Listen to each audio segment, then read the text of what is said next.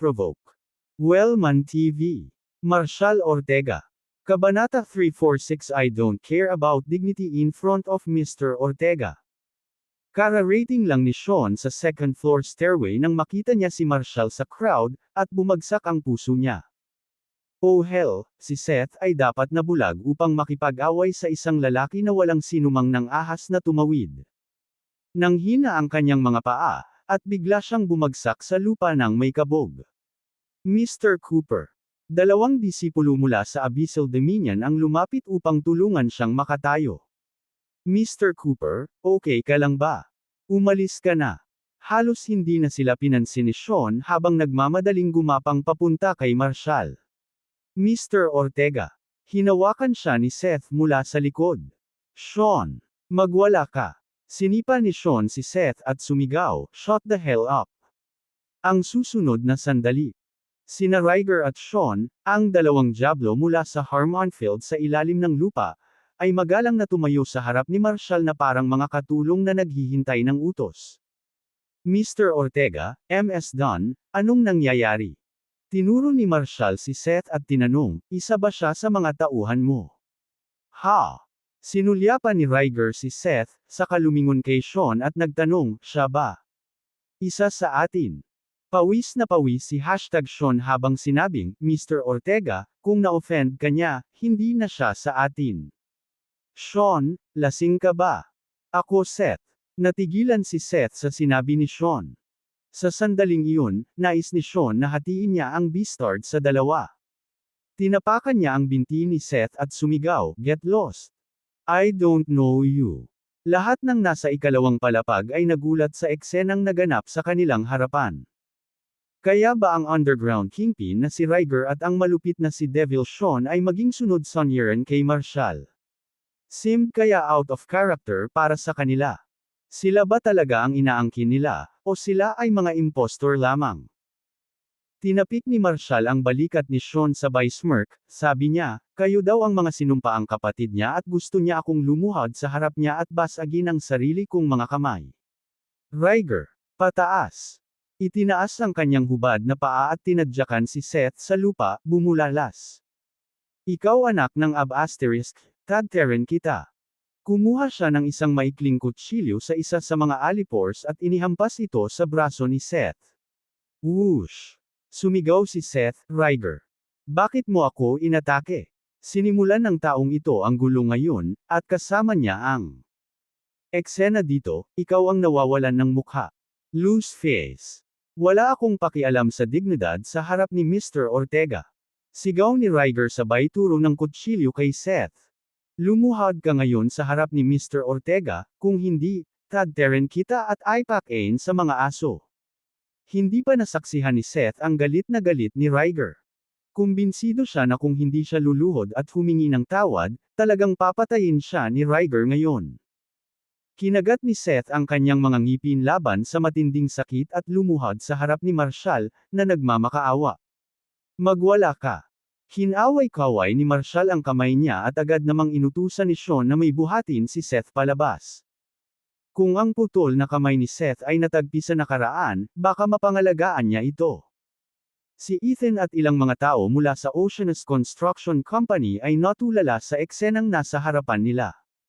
Napatingin sila sa likod ni Marshal, nanginginig sa takot. Halos hindi sila makapaniwala na may ganoong kapangyarihan si Marshal na Harmonfield. Maging si Ryger, ang underground na hari ng Harmonfield, ay kailangang maging maingat sa paligid niya. Lumapit si Sean kay Marcus at mariing inilapat ang paa sa hita ng lalaki. You clueless fool!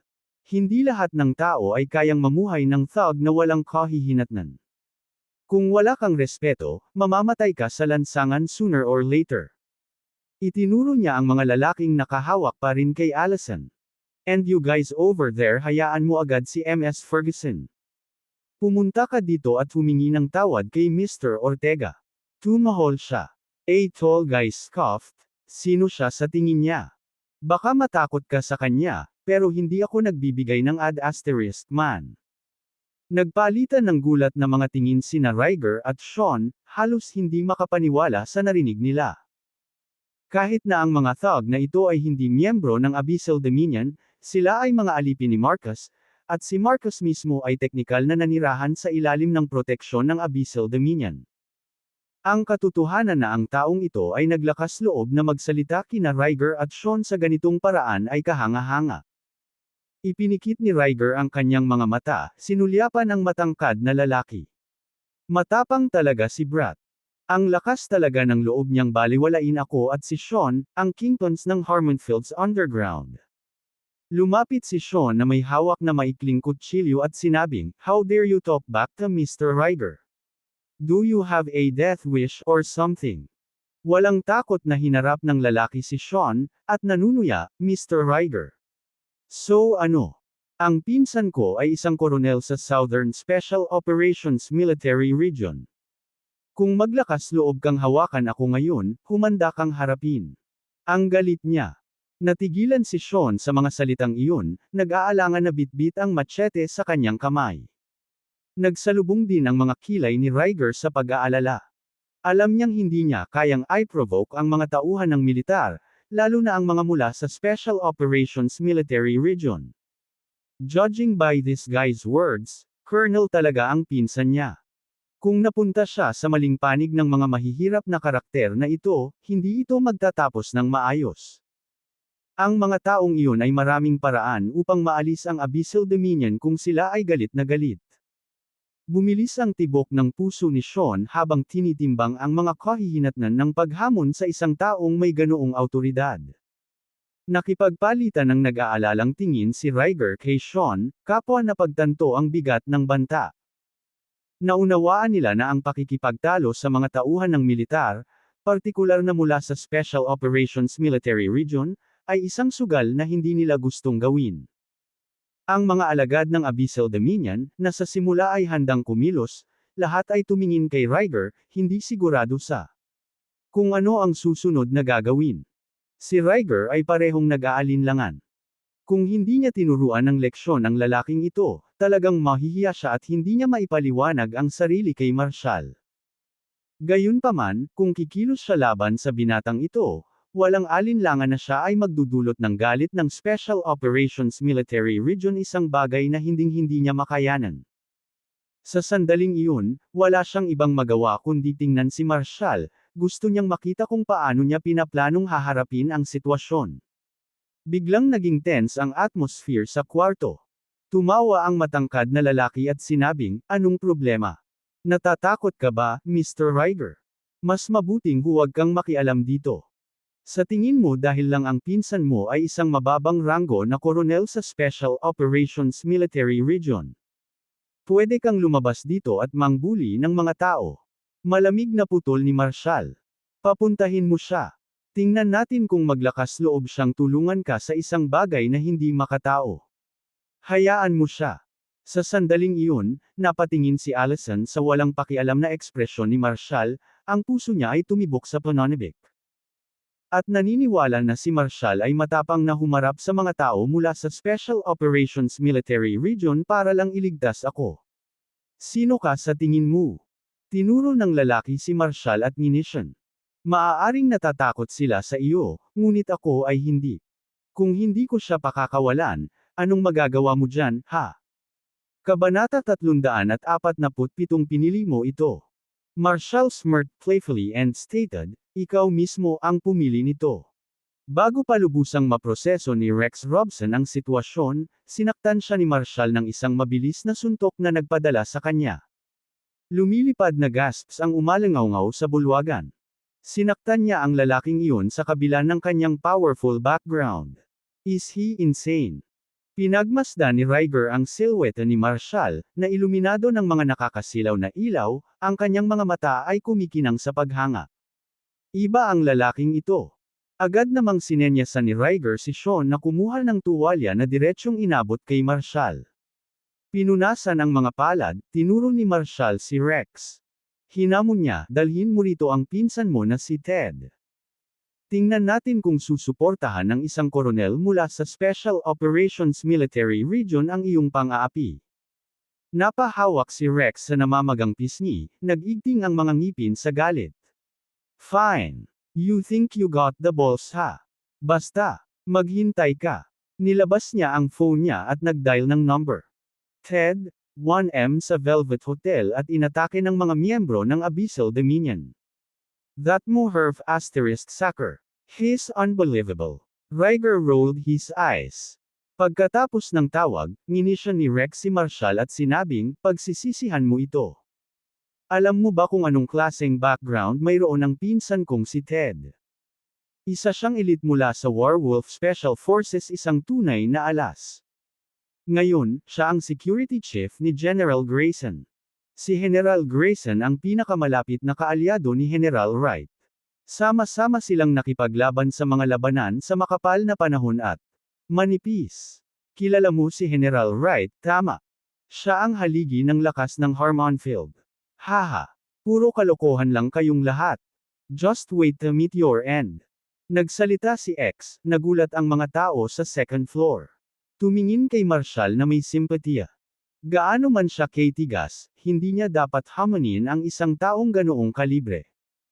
Hindi lang sila sa ilalim ng lupa na mga thug gaya ni Riger, kinakatawan nila ang malamig, walang awan na McFinery ng static.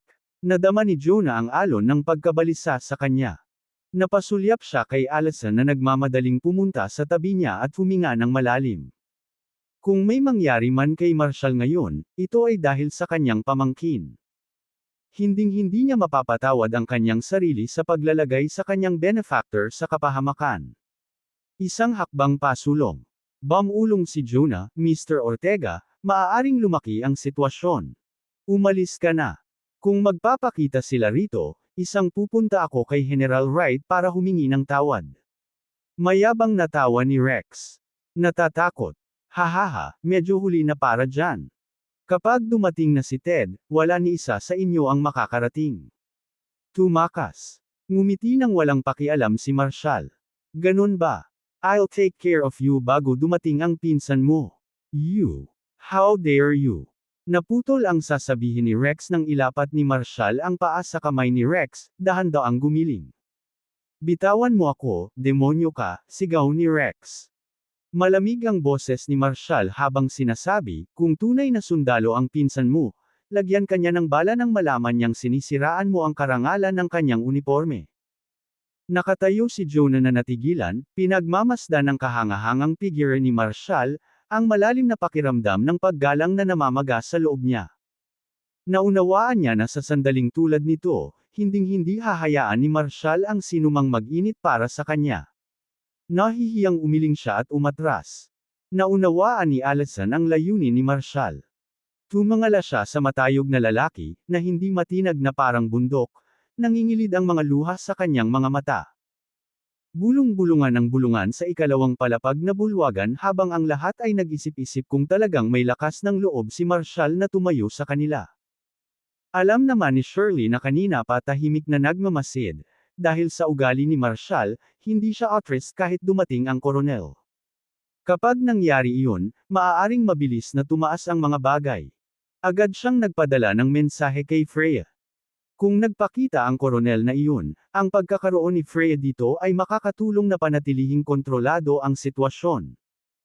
Makalipas ang ilang minuto, umalangaw-ngaw ang dagandong ng mga motorsiklo sa harap ng hotel. Dalawang Grand Cherokee na inisyu ng militar ang nakapark sa entrance ng Velvet Hotel. 5 sundalo ang bumaba, isang koronel na may 3 bituin sa kanyang mga balikat at 4 na tinyente na may isa bituin bawat isa. Lahat ng 5 ay nakasuot ng unipormeng militar at matitibay na leather boots. Mabilis silang nagtungo sa ikalawang palapag.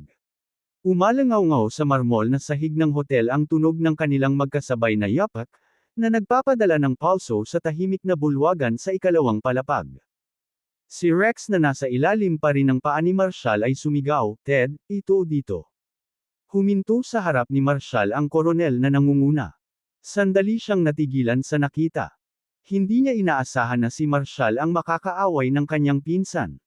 Nakilala ni Marshall ang koronel, naalala ni Marshall na ang kasinungalingan ay ang parehong gwardya na dumating upang sunduin siya kasama si Jack sa paliparan kahapon. Nakangiting itinaas niya ang paa mula sa kamay ni Rex. Ang koronel ay si Ted Kinsman. Siya ay dating miyembro ng Werewolf Special Forces, na pinili ni Jack bilang kanyang security chief. Tumingin siya kay Rex at Munition, "What's going on this time? Nanggugulo ka na naman." Umiyak si Rex, "Nandito ako umiinom kasama ang aking mga kaibigan, ngunit inatake tayo ng mga hamak na ito mula sa Abyssal Dominion." Humakbang ang apat na tinyente, handang harapin ang grupo. Nagyayelong boses ni Marshall. "Kung iniisip mo man na gumawa ng hakbang ngayon, humanda kang habarin ang mga iyon." Uniforme. TM ang mga tinyente ay huminto sa kanilang mga landas. Totoo ang sinabi ni Marshall. "Sa tingin mo, para saan ang mga uniforme na iyon?" "Para sumali sa underground vendetta." Hindi natitinag ang tono ni Marshall. Mabilis na pumagitan si Ted, "Umalis kayo, boys." Alam niyang mabigat si Marshall at sa loob ng 2 araw, maaaring makatanggap si Marshall ng pormal na papuri. Siya ay opisyal na sasali sa Werewolf Special Forces bilang Chief Instructor at pagkakalooban ng ranggo ng Major General. Hiniram ni Ted ang mga tenyente na ito mula sa Werewolf Special Forces. Sumiklab ang away, maaari itong humantong sa malubhang kahihinatnan. Kabanata 348 Maswerte ka sa buhay. Sa labas ng hotel, umalangaw-ngaw ang matalim na tili ng mga gulong. Hindi niya inaasahan na si Marshall ang makakaaway ng kanyang pinsan. Nakilala ni Marshall ang koronel, naalala ni Marshall na ang kasinungalingan ay ang parehong gwardya na dumating upang sunduin siya kasama si Jack sa paliparan kahapon. Nakangiting itinaas niya ang paa mula sa kamay ni Rex. Ang koronel ay si Ted Kinsman. Siya ay dating miyembro ng Werewolf Special Forces, na pinili ni Jack bilang kanyang security chief. Tumingin siya kay Rex at Munition, "What's going on this time? Nanggugulo ka na naman." Umiyak si Rex, "Nandito ako umiinom kasama ang aking mga kaibigan, ngunit inatake tayo ng mga hamak na ito mula sa Abyssal Dominion." Humakbang ang apat na tinyente, handang harapin ang grupo. Nagyayelong boses ni Marshall. "Kung naisipan mong gumawa ng hakbang ngayon, humanda kang habarin ang mga iyon." Uniforme. TM. Huminto ang mga tinyente sa kanilang mga landas. Totoo ang sinabi ni Marshall. "Sa tingin mo, para saan ang mga uniforme na iyon?" "Para sumali sa underground vendetta." Hindi natitinag ang tono ni Marshall. Mabilis na pumagitan si Ted, "Umalis ka na, boys." Alam niyang mabigat si Marshall at sa loob ng 2 araw, maaaring makatanggap si Marshall ng pormal na papuri. Siya ay opisyal na sasali sa Werewolf Special Forces bilang Chief Instructor at pagkakalooban ng ranggo ng Major General. Hiniram ni Ted ang mga tenyente na ito mula sa Werewolf Special Forces. Sumiklab ang away, maaari itong humantong sa malubhang kahihinatnan. Sa labas ng hotel, umalangaw-ngaw ang matalim na tili ng mga gulong, na tumatagos sa hangin. Kahit sa ikalawang palapag ay umalangaw-ngaw ito ng husto, na nakakuha ng atensyon ng lahat. Ilang saglit pa, nagmamadaling yabag ang sumugod mula sa labas. Mabilis na umakyat sa hagdan ang isang koronel na nakamilitar na camouflage, namumuno ang kanyang presensya. Nakita ng mga tenyente si Freya na papalapit, agad nilang niyuko ang kanilang mga ulo, sinubukang tumabi at umiwas sa kanya. "Tumigil nga kayo dyan. Kayong apat. Sino ang nag-utos sa inyo na pumunta dito?" Sagot meltahol ni Freya, na tinuro ang isang accusatory finger sa mga tenyente. Nang makita ang nakakatakot nilang mga mukha, naunawaan ni Shirley sila ay mga nasasakupan ni Freya. Nagpasya siyang mag-apoy ng apoy at sinabing, "Freya, ang apat na iyon ay makikipag-away lang kay Marshall. Ano? Kakalabanin mo si Mr. Ortega?" Sinipa ni Freya ng malakas ang isa sa mga tinyente. "You bunch of cowards. You freeze up like PSs when sparring with other teams, but you act tough here. Let's see if you can act tough now." Hamon ni Freya. "Ah, Colonel Wright, nandito lang kami para tingnan ang mga bagay-bagay." Walang intensyon na lumaban, nauutal na sabi ng isa sa mga tinyente. "Lagi naming natatandaan ang iyong patnubay at hinding-hindi gagawan ng anumang bagay na labag sa disiplina," ang isa naman ay kinakabahang tumunog. Sinamon sila ng tingin ni Freya at sinabing, kayong apat ay gagawa ng 12 milya na weighted run pabalik sa base. Hindi kayo matutulog hanggang sa matapos kayo. Colonel Wright, may group competition tayo bukas. Angal ng apat na tinyente, ang mga mukha nila. Puno ng pagkabalisa. Competition. Sa kaduwagan yung apat, akala mo makakalaban mo ang ibang teens. Ay, dito at ipahiya mo ako. Malamig na bulalas ni Freya. 1 dosenang araw na lang, magsisimula na ang final round ng Marshall Tournament. Kung hindi ka nakakuha ng anumang puntos, lahat kayo ay madi-discharge. Nasa mood ka pa bang manggulo? Scram! Mabilis na pumila ang mga tenyente at nagmarcha palabas ng Velvet Hotel. Nang madaanan nila si Marshall, bawat isa sa kanya ay sinalubong ng malamig na tingin. Tumigil ka. Walang pakialam na tawag ni Marshall. Hindi siya pinansin ng mga tenyente, nagpatuloy sa paglalakad. Sumigaw si Freya, "Stop! Mr. Ortega, have something to say." Ang mga tenyente ay natigilan, nalilito. Nagtaka sila kung ano ang ibig sabihin ng kanilang superior. Hinayaan ba niya ang isang underground figure lecture doon? Nagpalitan sila ng mga nalilitong sulyap at hindi siguradong mali ang kanilang narinig. Humakbang si Marshall at sinabing, bukod pa sa 12 milya na weighted run, bawat isa ay kailangang magdagdag ng 160 talampakan ng pabalik-balik na pagtakbo para sa 1,000 set at 1,000 push-up. Ha? Ano? Tinanong muna nila ang pagtuturo ng hindi naniniwala, pagkatapos ay napuno ng panunuya ang kanilang mga mukha. Sa paraang nakikita nila, si Marshall ay isang ordinaryong tao na walang background sa militar, ngunit binibigyan niya sila ng mga order sa pagsasanay. Ito ay walang katotohanan. Parehong natigilan si Freya, ngunit mabilis siyang nanimbalik at nagutos, kukumpletuhin mo ang mga kahilingan ni Mr. Ortega sa sandaling bumalik ka.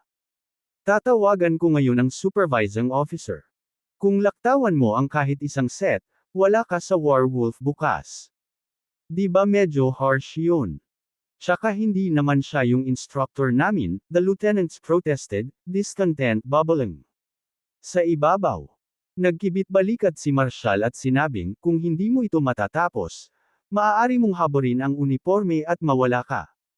Maya-maya pa ay mangyayari iyon. Huminto si Freya, napagtanto ang intensyon ni Marshall. Lahat, shut your mouths. Kung sino man ang may reklamo, isusumbong kita at papaalisin ka. Oo. Nangako kaming tatapusin ang mga gawain. Ang mga tinyente ay panandaliang nalito, ngunit mula sa Velvet Hotel pagkatapos noon. Malayo. Shirley, anong nangyayari? Lumapit si Freya kay Shirley. Itinuro ni Shirley si Rex, na nakatayo sa tabi ni Ted. Dumaan kami ni Marshall nang makita naming kinakaladkad nila ang pamangkin ni Mr. Ferguson at ilang flight attendant para aliwin sila. Sinabi ni Marshall ng ilang salita sa kanila. Nagpatuloy siya, gusto ng lalaking ito na suportahan siya ng kanyang pinsan mula sa hukbo. Pataas. Tumango si Freya, naiintindihan ang sitwasyon. Nilingan niya si Ted at sinabing, Ted, dinala mo ba rito ang mga anak ko? Iminungkahi ng tensyon sa hangin na handa na si Freya na ilabas ang kanyang galit. Napangiwi si Ted at sinabing, we just left the base to have a meal. Having your meal here. Fine, tell me which private room you booked. Freya demanded, her voice cold. Hindi dito. Kami. Nauutol na sabi ni Ted. Wala dito. Tumawa ng mahina si Freya.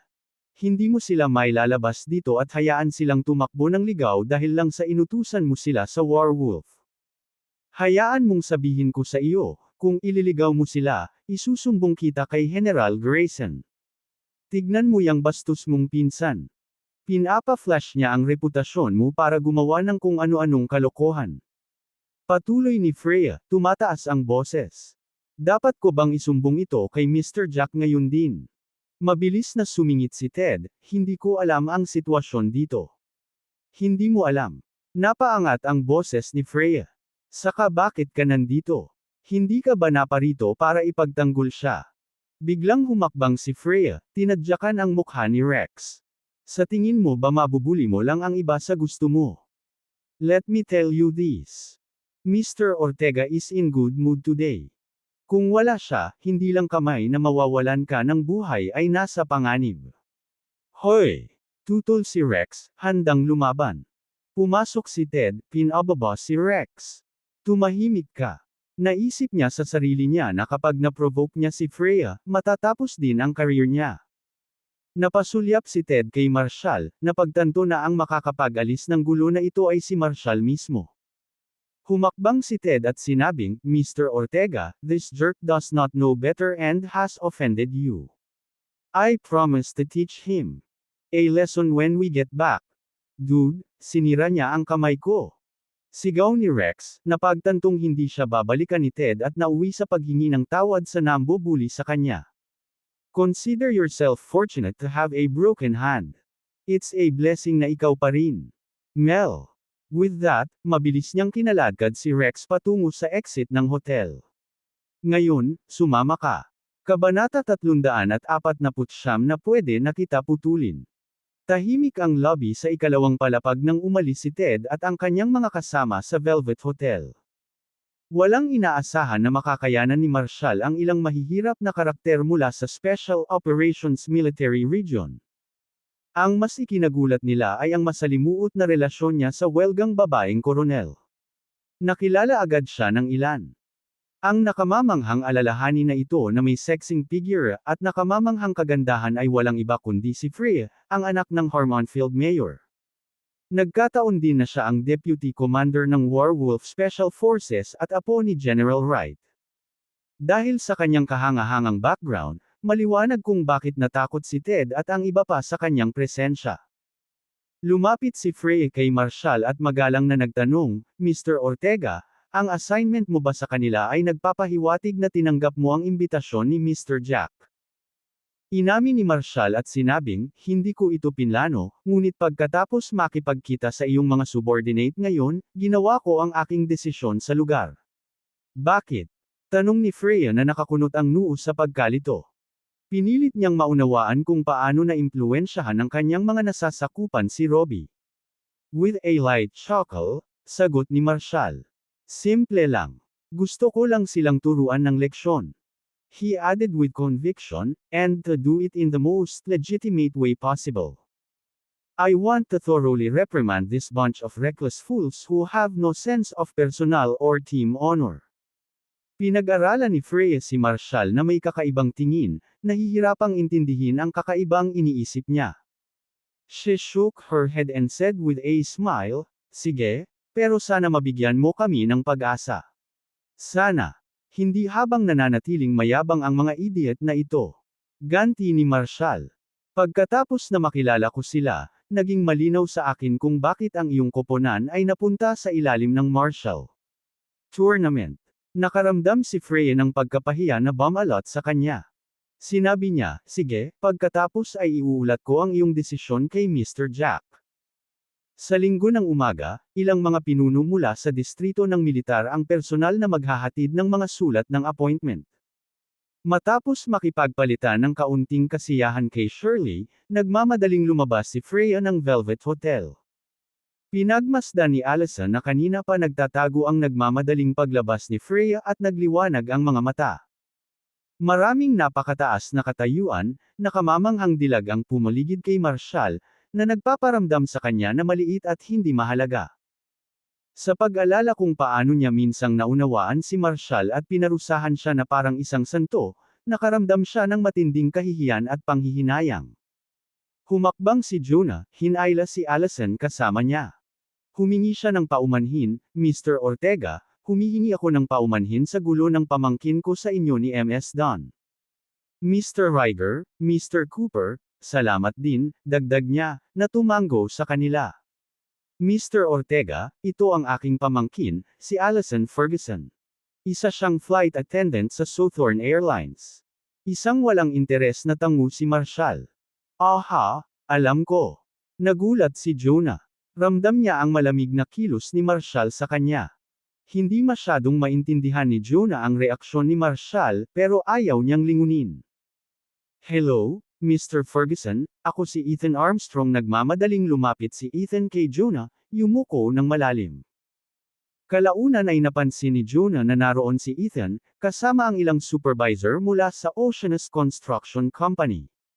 Oh, nandito ka pala. Hindi kita napansin kanina. Halika nga dito, magpakilala ka kay MS Don at Mr. Ortega, udyok niya. Awkward na sumulyap si Ethan kina Marshall at Shirley, hindi sigurado sa sasabihin. Bago pa siya makapagsalita, sumabad si Marshall, naku, nagkita na tayo. Ngayon lang, ang deputy mo, Mr. Armstrong mula sa Oceanus Construction Company, ang nagpumilit na magalang kong iharap sa kanya ang isang sigarilyo at tsaa. Hiniling pa niya na I toast ko siya. Marshall continued, his voice that, kung tumanggi siya, hinagis niya para lumuhad ako. Ang pagkaunawa ay bumungad kay Jonas. Tinuro niya si Ethan ng isang accusatory finger. Anong ginawa mo sa kanila? Ako. Mr. Ferguson, hindi pagkakaunawaan ang lahat. Nanlaki ang mga mata ni Ethan sa gulat at malapit nang tumulo ang mga luha. Ngayon ko lang na-realize kung sino sila. Nagbibiro lang ako. Isang hindi pagkakaunawaan. Joke. Malamig na nguya ni Jonah. Halika dito. Sabihin mo sa akin, bakit sa tingin mo ay karapat-dapat ka ng ganoong kalaking respeto mula kay Mr. Ortega? Sino ka sa tingin mo? Maupo ka. Hayaan mong pagsilbihan kita. Sigaw ni Jonah sabay hampas sa mukha ni Ethan. Sapat na ba itong paggalang sa iyo? Napahawak si Ethan sa mukha niya sa gulat at napaluhod sa lupa. Sinabi niya, Mr. Ortega, 1 hanggang 1 ay walang ideya na ikaw ang benefactor ni Mr. Ferguson. Hindi siya pinansin ni Marshall at nag-walk out kasama sina Shirley at Amber. Mabilis na sinundan sila ni Ethan at desperadong tumawag, Mr. Ortega, MS Don, please listen to me. Napasimangot si Sean. Sinipa niya si Ethan at sinabing, Mr. Ortega at MS Don walang oras para sa inyo. Anong ginagawa mo pa dito, daldal mo? Gusto mo bang patayin ang sarili mo? Nasaksihan ni Dorothy ang pagsabog ni Sean. Sumigaw siya, hoy. Paano mo siya masasaktan? Sinaktan mo siya. Anong masama dun? Ganti ni Sean na sinampal din si Dorothy. If you dare to disrespect Mr. Ortega, I could chop you right now. Huminga ng malalim, hinarap ni Jonah si Ethan, you and your friends should resign tomorrow. I couldn't keep you around. Mr. Ortega and MS Don are my benefactors. Kahit sinong makasakit sa kanila, gawin silang kaaway ko. Mabangis niyang deklara. Kung hindi dahil sa kanila, sinipa ko na ang balde. You dared to insult them. Hinding-hindi kita mapapatawad niyan. Bumagsak sa lupa si Ethan at ang kanyang grupo na may mapait na ngiti. Ang bigat ng kanilang hindi maibabalik na pagkakamali ay mabigat sa kanilang mga balikat. Pagkaraan ng ilang hakbang, huminto si Marshall at sinabing, oh. Siya nga pala, Jonah, hayaan mo akong may magparada ng ating mga electric bike sa kumpanyang mabilis na ibinigay ni Jonah ang susi ng kanyang sasakyan kay Marshall. Iyong sasakyan. Ayusin. Sinulyapan ni Marshall ang ginseng na nasa kamay niya at inihagis kay Jonah. Sabi niya, eto, kunin mo ito. Hindi ko na ito kakailanganin. Hindi maganda ang kalusugan ng nanay mo. Tulungan mo siyang gumaling dito. Kabanata 350 ang astronomical priced ginseng. Napatingin si Jonah sa maliit na kahon ng ginseng, nanginginig ang buong katawan niya sa gulat. Mr. Ortega, hindi ito matatanggap ng nanay ko. Nakakatawa ang ginseng na ito. Ang kanyang mga salita ay agad na umakit ng mga mausisa na tingin. Anong klaseng ginseng ang kayang ibenta sa ganoong halaga? Nakakabaliw iyan. Mukhang ilang gramo lang ang bigat. You country bumpkin. Hindi mo masusukat ang mataas na kalidad na ginseng sa timbang. Habang lumalago ang usapan sa paligid, likas na pinagmasdan ni Sean at Ryger ang hindi mapagpanggap na kahon na gawa sa kahoy. Teka. Hindi ba ito ang parehong ligaw na ginseng na nabili ng 10 milyon sa auction ng Northeast noong nakaraang taon? Nanginginig ang mga kamay na iniabot ni Jonah ang ginseng kay Marshall. Sagot niya, Mr. Ortega, this is way too precious. Tinapik-tapik ni Marshall ang balikat niya at sinabing, regalo ito sa nanay mo, hindi para sa iyo. Bakit? Gayunpaman, nagdadalawang isip si Jonah na tanggapin ito. My mother doesn't deserve such a precious supple. Kinakabahan. Umiling si Marshall at sinabing, nabalitaan ko na noong pinakamahirap na panahon mo, noong taong malapit nang gumuho ang Infinity Tower, ibinenta ng nanay mo ang lahat ng alahas at ari-arian niya para makatulong sa pagbabayad ng mga utang mo. Sa kabila ng kanyang mahinang edad, lihim siyang lumabas upang maglaba, nagtrabaho bilang isang katulong, at naghuhugas ng mga pinggan sa mga restoran upang suportahan ka sa mga mahihirap na oras na iyon. Paanong hindi karapat-dapat sa ginseng ang isang dakilang ina na tulad niya? Sa mundong ito, lahat ng tao ay pantay-pantay. Ang tanging nagpapakilala sa kanilang halaga ay ang kanilang pagkatao. Tanggapin mo at pakitunguhan mong mabuti ang iyong ina. Hawak ang ginseng. Nanginginig ang mga kamay ni Jonah. Si Jonas ay isang matigas na tao, ngunit nakita niyang nangingilid ang mga luha sa kanyang mga mata. Malalim siyang yumuko kay Marshall at sinabing, "Salamat, Mr. Ortega." Pinagmasdan ni Allison ang umaatras na figure ni Marshall, umiling-iling sa Capitan, nakaramdam ng matinding panghihinayang. Paano ko na-miss ang isang kahangahangang tao magpakailanman? Hindi naisip ni Diana na ang gayong hindi kapansin-pansing ginseng ay maaaring nagkakahalaga ng $10 milyong. $10 milyong. Iyon ang numerong hindi niya kailanman pinangarap. Originally, ang ginseng na iyon ay regalo ni Shirley sa kanya. Pagkatapos ng maikling sandali ng pagkabigla, biglang kumilos si Diana. Lumapit siya kay Marshall at tinawag, "Marshall, sandali." Huminto si Marshall, tumingala kay Diana, na ang mga mata ay kumikinang sa pagmamadali. "May iba pa ba?" Huminga si Diana at sinabing, "Marshall, maaari mo bang ibalik sa akin ang kahon ng ginseng na iyon?" Tumigil sandali si Marshall, saka bahagyang ngumiti. "Natatandaan kong tinanong kita kung gusto mo ito noon. Tinanggihan mo ito bilang isang pekeng, bulok na ugat, nag-aalala na baka makapinsala ito sa iyong mahalagang kalusugan, kaya sa halip ay ibinigay ko ito sa ina ni Mr. Ferguson. Kapag nabigyan na ng regalo, hindi na ito mababawi. Marshall, huwag ka nang mag-aksaya ng oras dito. Hindi pa tayo kumakain. Bilasan na natin bumili ng barbecue." Hinimok ni Shirley, na ikinapit ang mga braso kay Marshall nang tumalikod na sila palabas ng hotel. "Hoy, Ms. Don. Marshall, hindi pa ako tapos." Sigaw ni Diana habang hinahabol sila. "Maraming pera si Mr. Ferguson. Ibalik mo na lang sa akin ang ginseng."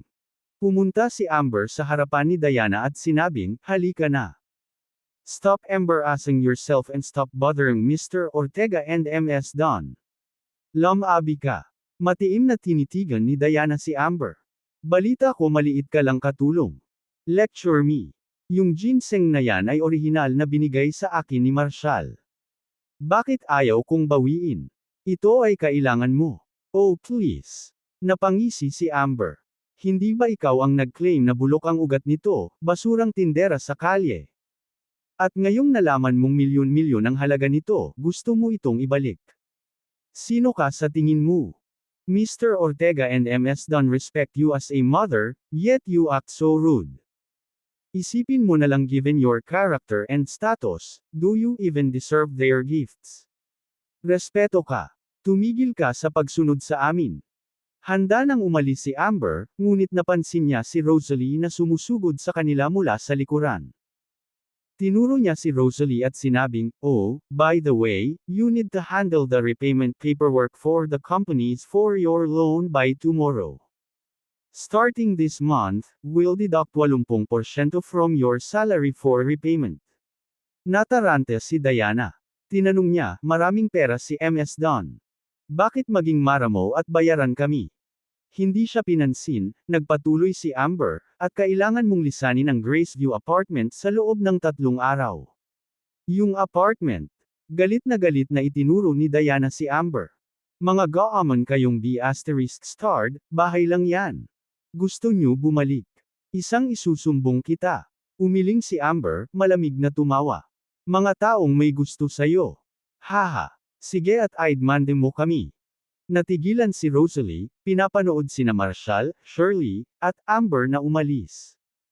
Mapait niyang ipinilig ang kanyang ulo, tumutulo ang mga luha sa kanyang mukha habang nakaluhod. First, I'm sorry. Galit na galit si Diana, at sinabi niya, Rosalie, hinihiling nila sa amin na magbayad ng pera at ibigay ang aming bahay. Paano mo sila mali? Lahat sila ay masasamang tao. Napailing na lamang si Rosalie sa katahimikan. Nilunod ng kanyang mga luha ang kanyang buong mundo. Hinarang ni Diana si Jonah habang dumaraan. She asked, You're Mr. Ferguson, right? Marshall gave you that ginseng. You said your mother doesn't deserve to use it, so please give it back. Ngumiti si Jonah at umiling, hindi siya pinansin habang patuloy sa paglalakad. Maghintay. Sinubukan siyang habulin ni Diana. Biglang hinampas ni Ethan si Dorothy sa mukha dahilan para matamba ito sa harapan niya. Sumigaw si Ethan, walang hiya ka. Hindi ako tatanggalin ni Mr. Ferguson kung hindi ako dumalo sa family dinner ng pamangkin mo. Hihiwalayan na kita. Hinayla ni Dorothy ang buhok ng kapatid at sinabing, kasalanan mo ang lahat. Sinira mo ang pamilya ko. At ganoon nga, sina Ethan, Dorothy, at Diana ay nasangkot sa isang magulong away.